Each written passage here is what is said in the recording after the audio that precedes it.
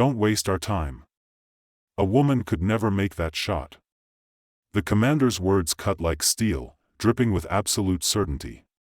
For days, Aria Navarro had endured the smirks, the dismissals, the quiet laughter that told her she didn't belong.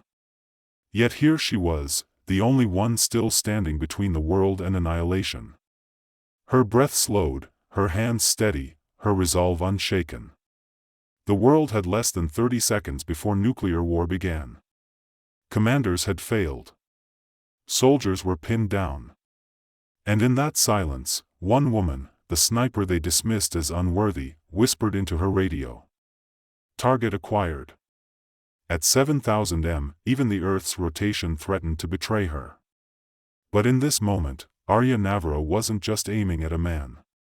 She was aiming at history itself. The story of Aria Navarro did not begin on a battlefield or in a military academy. It began in the rugged silence of the New Mexico mountains, where the desert winds whispered across jagged rocks and endless skies seemed to stretch into infinity. Aria grew up in a place where stillness was not emptiness but a teacher, where every gust of wind, every flicker of shadow carried a lesson for those who had the patience to listen. Her father, Colonel Rafael Navarro, a retired army sniper with a chest full of commendations and scars that no metal could measure, believed the mountains were the best classroom for raising his only daughter. While most children her age learned multiplication tables and playground games, Aria was being taught how to read the subtle language of wind and distance. Her father would place an empty tin can on a boulder 200 yards away and tell her, "Don't just see the can, Aria. Feel everything between you and it." At first, she thought it was nonsense. But under his guidance, she realized what he meant. How the wind curled around rocks. How heat shimmered in the distance. How the silence carried its own kind of sound. Rafael Navarro was not an easy teacher. He believed discipline was the foundation of freedom. Every Saturday morning before the sun broke over the horizon, he would wake her with a firm knock on the door and a single command. Mountains. Now Aria would groan and stumble into her boots, but once she was standing in the cool dawn air with the mountains painted in hues of pink and gold, she understood why her father insisted. Precision, he said, was not about the rifle. It was about the mind. By the time she was 12, Aria could calculate bullet drop with nothing but a stick in the dirt at her feet. Her father made her learn equations, not as numbers in a book, but as tools that lived in her bones. He would quiz her relentlessly. At 500 yards, what's your drop? At 800, what's the drift? With a 5 miles per hour crosswind, temperatures at 90 degrees, what changes? She would answer, sometimes with hesitation, sometimes with confidence, but always learning that mathematics was not confined to classrooms. It was survival written in numbers. Her childhood was not typical. Other kids spent weekends at malls. Ariel spent them crawling through brush, learning how to move without disturbing a single blade of grass. Other girls practiced makeup tutorials. She learned how to blend into shadows and remain unseen for hours at a time. Raphael never forced this life on her. He simply lived it with such conviction that she wanted to follow. There were days, however, when she resented it. She would sit on a rock, rifle across her lap, and mutter, "Why me, Dad? Why not just let me be normal?" He would look at her with eyes that carried both love and burden. Because, Aria, the world doesn't care about normal. One day, being ready will matter more than fitting in. That statement stayed with her long after the echoes of their practice shots faded into the mountains. In her heart, she began to realize that her father wasn't just training her to shoot. He was preparing her to carry a weight few people ever had to bear. What strikes us about Aria's upbringing is not just the harshness of the training, but the ordinariness of the environment. A child, a father, and the mountains, nothing more. And yet, from these simple elements came a skill set that would one day alter the course of history. This reminds us that greatness often doesn't emerge from polished mice or glittering facilities. It is born in backyards and forgotten hills, in the quiet dedication of a parent who refuses to let potential go untapped. Aria Navarro's story shows that extraordinary talent is rarely born in extraordinary places. More often it begins in the overlooked corners of ordinary life. When we look at our own lives, how often do we dismiss the mundane? How often do we assume that greatness needs glamour when in reality it needs grit? Aria's mountains were no different from ours. Ordinary landscapes easily ignored. Yet within them, she learned patience, resilience, and calculation. The tools that would one day save nations were first sharpened on rocks, dust, and desert wind. At 18, Aria Navarro made the decision that would forever define her path. The desert mountains of New Mexico had been her training ground, but the army would become her crucible. She enlisted with the quiet resolve of someone who had already lived years in preparation. Her father's lessons, mathematics scrolled in dirt, patience stalking through brush, and hours of controlling her breathing, were about to be tested in an institution that thrived on uniformity and tradition.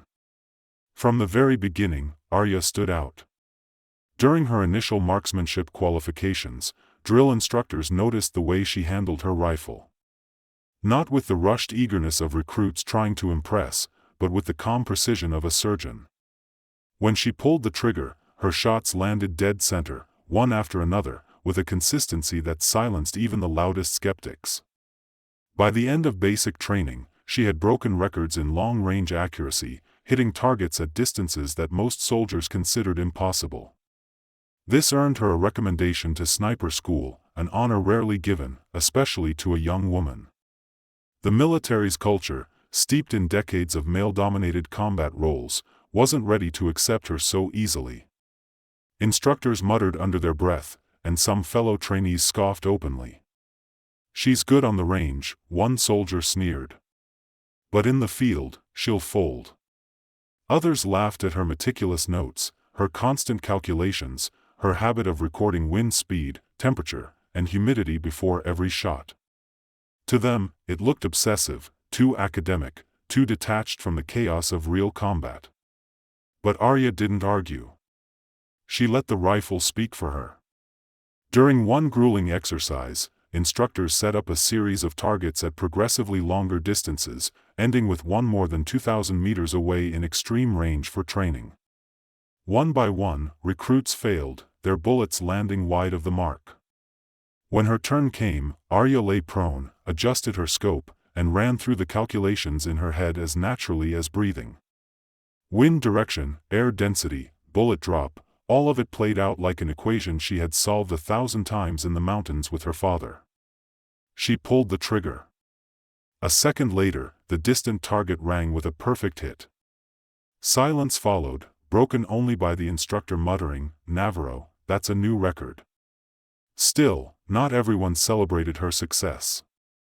Some whispered that she was lucky, that she had memorized conditions in advance. Others argued she was too slow, too deliberate. In their minds, snipers were meant to be decisive hunters, not mathematicians behind a rifle. Her very strength, her methodical, scientific approach was used as evidence that she didn't fit the mold. This resistance became a theme of her early military career. Time and again, she proved herself in skill and discipline, but the doubts never fully vanished.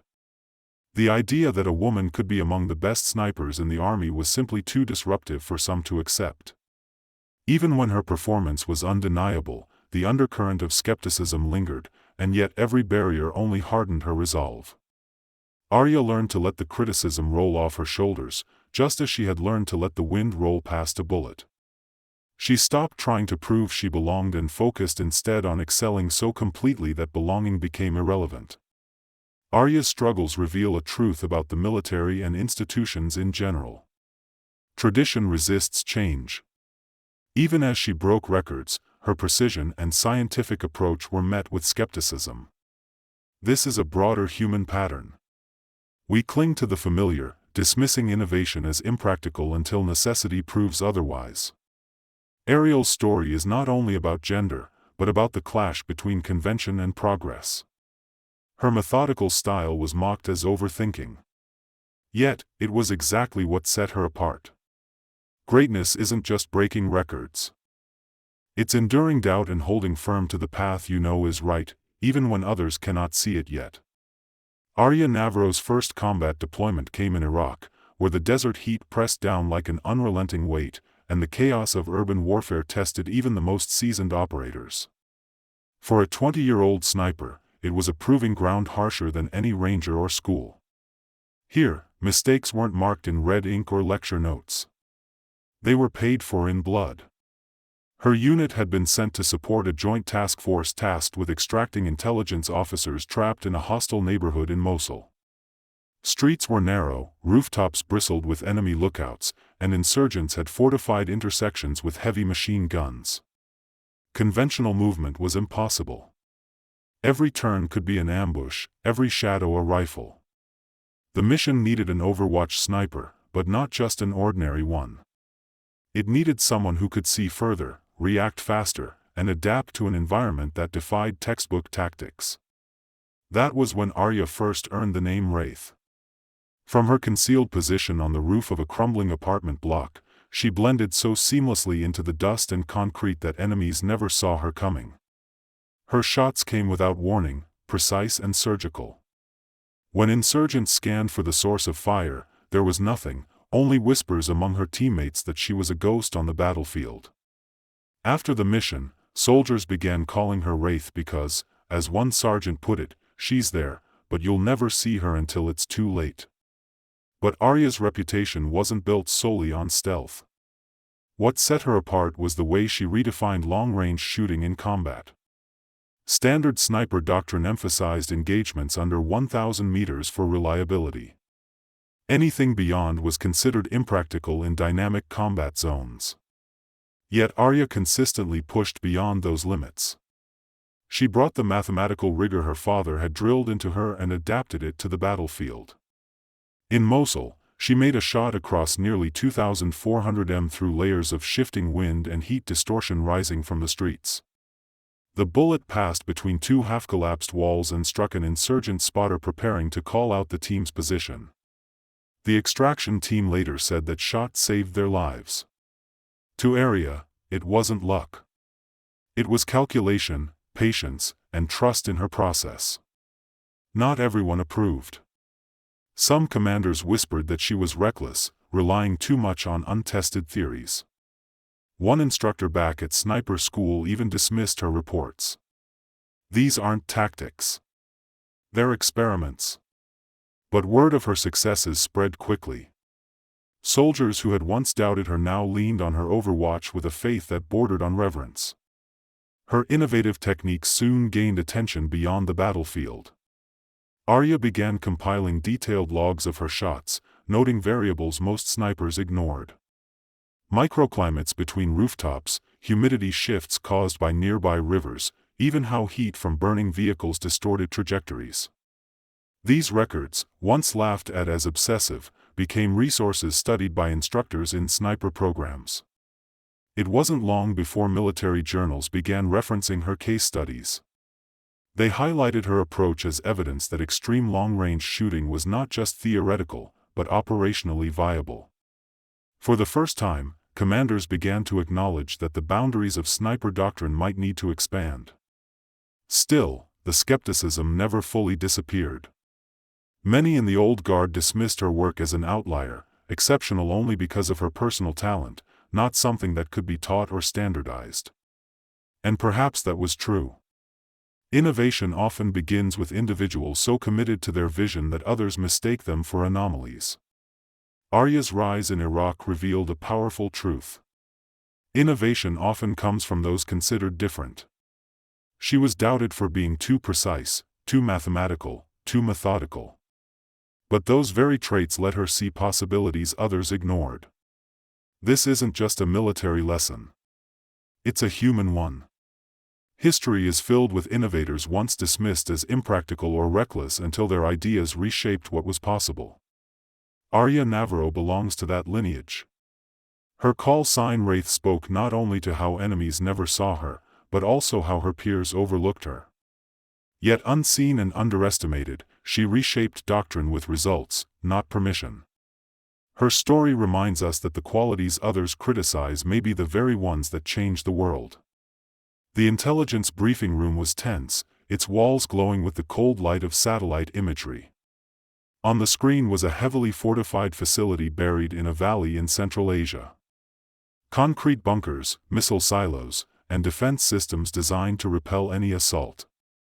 Inside, analysts said, was Dr. Anton Volov, a rogue scientist. Once tied to a Soviet weapons program, now he was working with extremists, preparing to launch a nuclear strike that could trigger retaliation from world powers. The clock was ticking. At the head of the table stood Commander Lucas Trent, a man whose very posture spoke of tradition. Square jaw, cropped silver hair, and a chest decorated with ribbons from 2 decades of service. Trent was the embodiment of the old-school Navy SEAL ethos. His leadership style had been forged in raids and firefights where brute force and aggressive tactics carried the day. He respected courage and toughness above all else. Innovation, in his eyes, was often just a fancy word for unreliability. The mission was simple in theory, but nearly impossible in practice. One shot from more than 7,000 m away, farther than any recorded combat kill in history. Anything closer would be detected by Volkov's advanced air defense systems. Only a sniper could prevent the launch, but it would take someone with an almost supernatural grasp of ballistics, patience, and nerves of steel. Trent looked around the room, scanning the faces of his men. When his gaze landed on Sergeant Mason Cole, his chosen marksman, he gave a sharp nod. Cole was competent, steady under fire, and most importantly, a SEAL. To Trent, that title outweighed any record book. Aria Navarro sat quietly at the back, her hands folded around a notepad filled with calculations she had already begun running. She knew shots beyond 3,000 m were rare. 7,000 bordered on the impossible. Yet, she also knew that she had spent her entire life preparing for moments exactly like this. Moments when calculation, patience, and precision mattered more than brute strength. "Sir," she said, her voice calm but firm. "I've logged at over 300 to 200 meters in combat. I've been developing environmental models that could make a 7,000-meter shot feasible. I believe I should at least be considered." The room went silent. Several younger soldiers glanced at each other, curious to see how Trent would respond. The commander's lips curled into something between a smirk and a frown. "Navarro, this isn't about lab work or your notebooks full of theories. This is combat. It's about toughness under pressure. You're a fine marksman, but this mission requires a SEAL. Someone who's proven in our way of doing things. We don't gamble the fate of the world on an experiment." The words stung, not because they were loud, but because of the certainty with which they were delivered. To Trent, her gender and her unconventional style made her unfit for the task. In his worldview, reliability meant tradition, and tradition meant men like Mason Cole. Aria said nothing more. She had learned long ago that in moments like these, arguing only hardened the wall of doubt. But inside, she felt a cold clarity. Trent was willing to risk billions of lives by ignoring the one person most qualified to attempt the shot. It was not malice. It was bias disguised as confidence. As the briefing ended, soldiers filed out, murmuring about the mission. Some looked at Aria with sympathy, others with doubt, but none spoke up. In their world, commanders were rarely questioned. This moment shows a dangerous flaw in leadership. Bias disguised as certainty. Commander Trent was seasoned and respected, but his loyalty to tradition blinded him to reality. Believing he was protecting the mission by trusting someone tested, he instead ignored the one person best equipped to succeed. This isn't just a military lesson. It's universal. Leaders everywhere often dismiss the unconventional thinker in favor of the familiar. But comfort does not win wars, and bias can be costly. Aria's exclusion is a warning. When institutions prize tradition over ability, even brilliance can be overlooked with consequences that may prove catastrophic. The days following the briefing were marked by frustration and failure. Commander Lucas Trent pushed his SEAL teams to attempt infiltration after infiltration. To most, it looked like clutter. To Aria it was clarity. Every variable was a threat, but also a puzzle piece. And if enough puzzle pieces were solved, the shot, unthinkable at 7,000 meters, might just become possible. Meanwhile, Trent grew restless.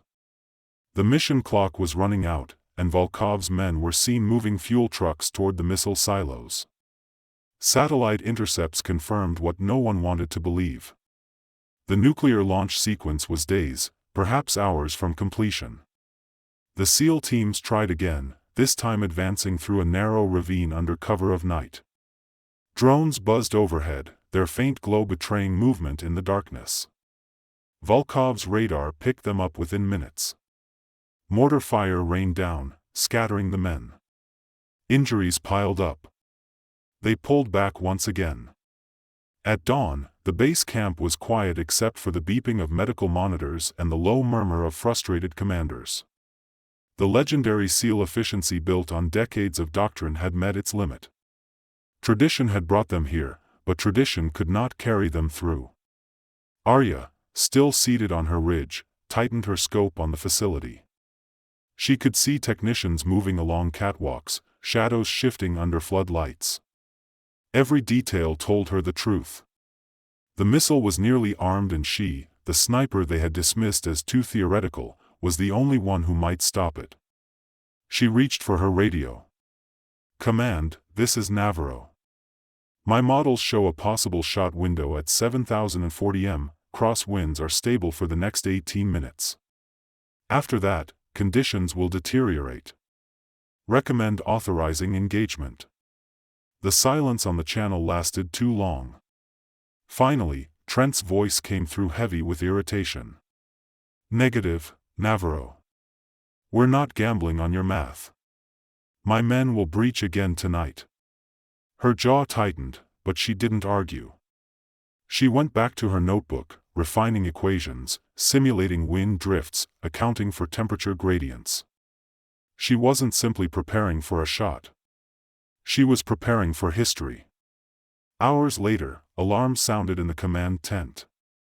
Satellite intel confirmed that Volkov had entered the launch control bunker. The countdown had begun. In less than 30 minutes, a nuclear warhead would be armed and launched. Panic rippled through the camp. Trent barked orders, mobilizing his battered SEALs for one final attempt. But deep down, even he knew they could not reach the bunker in time. The valley was a fortress, and his men were exhausted. For the first time, his voice carried not confidence, but desperation. From her ridge, Aria studied her breathing. She had tracked every variable for days, memorized every gust of wind that passed through the valley. The models in her notebook weren't theories anymore. They were maps to survival. The radio crackled. Another officer, voice strained, cut through the chaos. "Commander, we need an option." "Any option?" Trent hesitated. His doctrine had failed. His men had failed. The clock was burning away seconds like dry leaves. And the woman he had dismissed was still there, waiting, her scope fixed on the only solution left. This act shows the direct clash between tradition and innovation. Commander Trent trusted proven methods in the SEAL's courage. But against Vulov's defenses, tradition hit a wall it could not cross. Aria's calculations, once dismissed as theory, were no gamble. They were preparation. And when time ran out, they became the only path forward. The lesson is clear. When familiar solutions fail, clinging to them is more dangerous than risk. Innovation often looks uncertain until it becomes the only option. And in that valley, innovation was not just a choice. It was survival. The command post was chaos. Radios crackled, alarms wailed, and every screen showed the same horror. The launch sequence had begun. Numbers glowed red, a countdown pulsing toward catastrophe. 20 minutes, then 15, and then the voice no one wanted to hear, an intelligence officer shouted, "Final arming procedure confirmed. Less than 30 seconds to launch." On the ridge, Aria Navarro lay prone, her body pressed into the rocky earth, the rifle steady against her shoulder.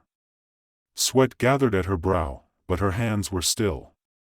Around her, the wind shifted in gentle pulses she had tracked for days. The valley below looked calm, almost serene, belying the fact that it was seconds from igniting a nuclear war. Through her scope, she could see him. Dr. Victor Mirov, the traitor scientist, moved between the missile's control panel and the blast doors, flanked by technicians who scrambled with frantic speed. His hand reached for the final key switch. The radio burst alive with Commander Trent's desperate tone. "Navarro, can you take the shot?" Her reply was calm. Almost too calm for the moment. Target acquired. 20 seconds. She inhaled deeply, slowing her pulse. Her father's voice echoed in her memory. "Don't fight the wind, Aria. Dance with it. Feel its rhythm. Then release." Her eyes narrowed. At 7,000 m, the shot wasn't just skill. It was science balanced on the edge of impossibility.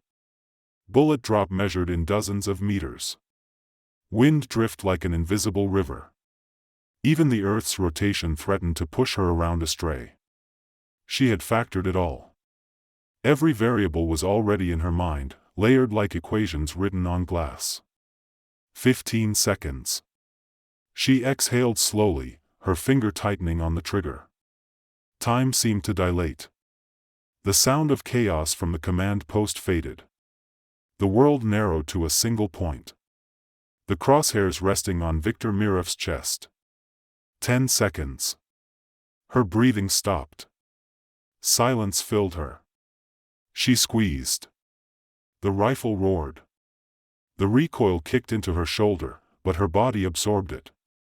Unmoving. The bullet spun into the air, cutting through layers of heat, dust, and shifting currents. For nearly 10 full seconds, it flew. A speck of metal on a path most believed impossible. Below, Mirov's hand hovered over the final activation switch. His lips curled as if savoring the moment of triumph. Then, without warning, he staggered. A neat hole bloomed in his chest. His hand fell inches short of the button.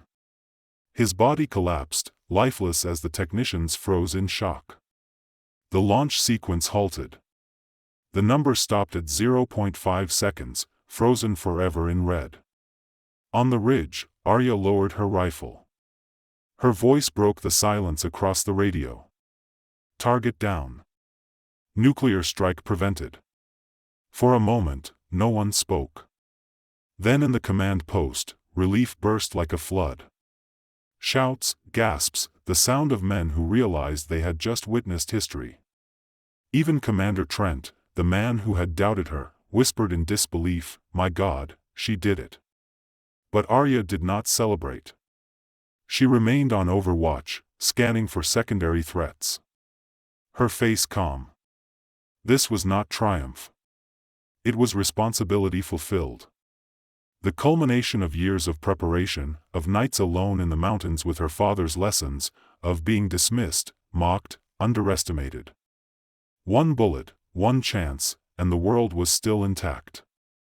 In the final 20 seconds, the world saw that heroes don't emerge in comfort. They rise in crisis. Aria Navarro, once dismissed and doubted, proved that preparation and courage could halt annihilation. True heroism isn't about rank or recognition. It is clarity under pressure. Billions lived on, unaware their future had been saved by one woman lying on a ridge, aiming not at a man, but at history itself. 6 months after the shot that stopped the unthinkable, Aria Navarro stood on the White House lawn beneath a clear sky. Rows of soldiers in dress uniforms lined the stage. Cameras flashed, news anchors whispered, and across the world, millions watched live. The president stepped forward, holding a small blue box trimmed with gold, his voice carried across the crowd. For actions that prevented global catastrophe, for precision under pressure beyond imagination, Staff Sergeant Aria Navarro is awarded the Medal of Honor. Applause thundered as the ribbon was draped around her neck. For a moment, Aria bowed her head, eyes closed, not in pride, but in quiet remembrance. She thought of the ridge in New Mexico, of her father's lessons whispered in mountain winds, and of the long years when people told her she didn't belong. Now the world knew otherwise. But medals, Aria believed, were symbols, not goals. Her true legacy began when she accepted a new assignment, instructor at the Army's sniper school. There she trained a new generation, both men and women, teaching them that marksmanship was more than pulling a trigger. It was patience, mathematics, environmental awareness, and above all, responsibility. In her classroom, cadets leaned forward as she explained bullet drift equations with chalk on a board. On the range, they watched in awe as she adjusted their stances with a quiet hand and reminded them, a true sniper doesn't fight the wind. You learn to move with it. For the first time in military history, female recruits entered sniper training without whispers of doubt following them. Commanders who once dismissed them now cited Aria Navarro's shot as proof that talent knows no gender. Her story became required reading in leadership courses, not just for her technical achievement, but for the lesson it carried about bias, courage, and trust. And Commander Lucas Trent. He never again questioned the value of unconventional voices. In lectures, he admitted that he had nearly cost the world everything by clinging to tradition. His confession became part of the case study. The danger of leadership blinded by prejudice. Ariel's legacy is more than a record-breaking shot. It is a reminder that prejudice can destroy, but trust, given at the right moment, can save the world. For years, she carried the weight of doubt, underestimated because of her gender and her methods. Yet, when the moment came, it was her preparation, her perspective, and her persistence that preserved billions of lives. Her story teaches us that innovation and inclusion are not just ideals. They are necessities. The voices we dismiss may one day hold the key to our survival. And so Aria Navarro's story closes not just as a tale of war, but as a mirror for our own lives. In the quiet of that ridge, she showed us something universal. The people we underestimate may hold the answers when everything is on the line. Her precision was not just about ballistics. It was about discipline, patience, and the courage to act when others hesitated. Think about it. In our world today, how often do we dismiss someone because they seem too different, too quiet, or too unconventional? In workplaces, families, even communities, we sometimes cling to tradition, assuming that the old way is the safest way. But as Aria proved, when the stakes are highest, it's often innovation, humility, and persistence that saved the day. For older generations listening now, her story may echo your own experiences. Times when you were told you couldn't, yet you did. For younger viewers, it's a reminder that the world will always doubt before it believes. The question is, will you be ready when your moment arrives? So, I ask you, what lesson do you take from Aria's journey? Do you believe tradition should always guide us, or do you think innovation must lead when everything is at risk? I'd love to hear your thoughts in the comments. Share your perspective. Your voice might inspire someone else watching tonight. Thank you for joining us for this story. If it touched you, please give it a like, share it with a friend, and subscribe to the channel for more stories that remind us of hidden courage, quiet resilience, and the human spirit that refuses to break. Because sometimes one story can change how we see the world and maybe even how we live.